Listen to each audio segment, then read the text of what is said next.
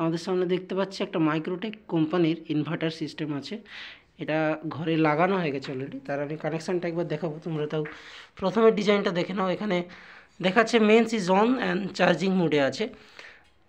আর এখানে অনেকগুলো ইন্ডিকেটার লাগানো আছে যে পজিশানে যেটা হবে, লাইক এটা এসি কারেন্ট, সার্জ কারেন্ট দেওয়া আছে, overload, battery low condition, UPS on, এইগুলো ইন্ডিকেটার দেওয়া আছে। তো যাই হোক, আমাদের আমি কানেকশানটা দেখাচ্ছি। এখানে মেন সার্কিট বোর্ড, তারপর থেকে এসছে এখানে একটা সাব সার্কিট বোর্ড, সেখান থেকে এমসিবির ইনপুট পয়েন্ট, এবং এখান থেকে একটা লাল এবং কালো চলে যাচ্ছে নিচের ব্যাটারি বক্সে। তো ব্যাটারি চার্জ হবে, তার মানে এইটা আছে inverter. Inverter works on both condition, যেটা হচ্ছে রেকটিফাই করবে এবং সাথে সাথে সাপ্লাই চলে যাওয়ার পরে সেটাকে কনভার্টও করবে থ্রু ডিসি টু এসিতে। তো কানেকশানটা খুব সহজ। প্রথমে মেন সাপ্লাই থেকে এসি আসবে, আসার পরে আমি ইনভার্টারে দেবো। দেখতে পাচ্ছি ইনভার্টারে এসছে, ইনভার্টারে আসছে এটা আসছে, এটা ইনপুট গেছে। তো ইনপুট কী হবে, এসিকে ডিসি করলো, ডিসি করার পরে মিন্স কী করলো, রেকটিফাই করলো।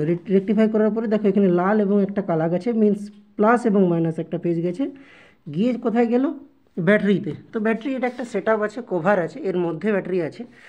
তো ব্যাটারি যাওয়ার পরে ধরো এখন কারেন্ট চলছে, মানে এটা দেখাচ্ছে কি আছে, চার্জিং অন আছে, মানে চার্জ হচ্ছে। কখনো যদি কারেন্ট চলে যায় তার মানে কি ব্যাটারিটা সেখানে ব্যাকআপ দেবে। কিন্তু ব্যাটারি তো জানি ডিসিতে ওয়ার্ক করে, তো আমাদের সমস্ত ঘরের যে অ্যাপ্লায়েন্সেস আছে সেটা কি আছে, এসিতে আছে।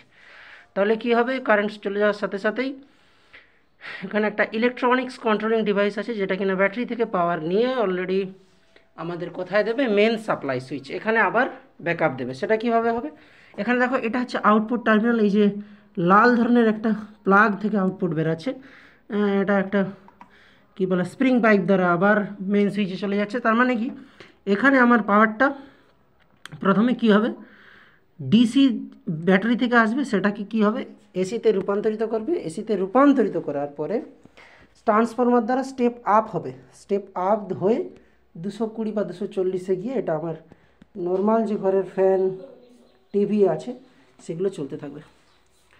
তো এটা একটা ইনভার্টার প্রসেস, সবাই এটা ঘরে লাগাতে পারো। এটা কোনো কারেন্ট চলে গেলে তোমরা সহজে বুঝতে পারবে না, অটোমেটিকলি এটা খুব তাড়াতাড়ি ব্যাটারি থেকে পাওয়ারটা এসে হোমে বা বাড়িতে ব্যাকআপটা দিয়ে থাকে, তাই কারেন্ট চলে যাওয়ার কোনো সমস্যা থাকবে না।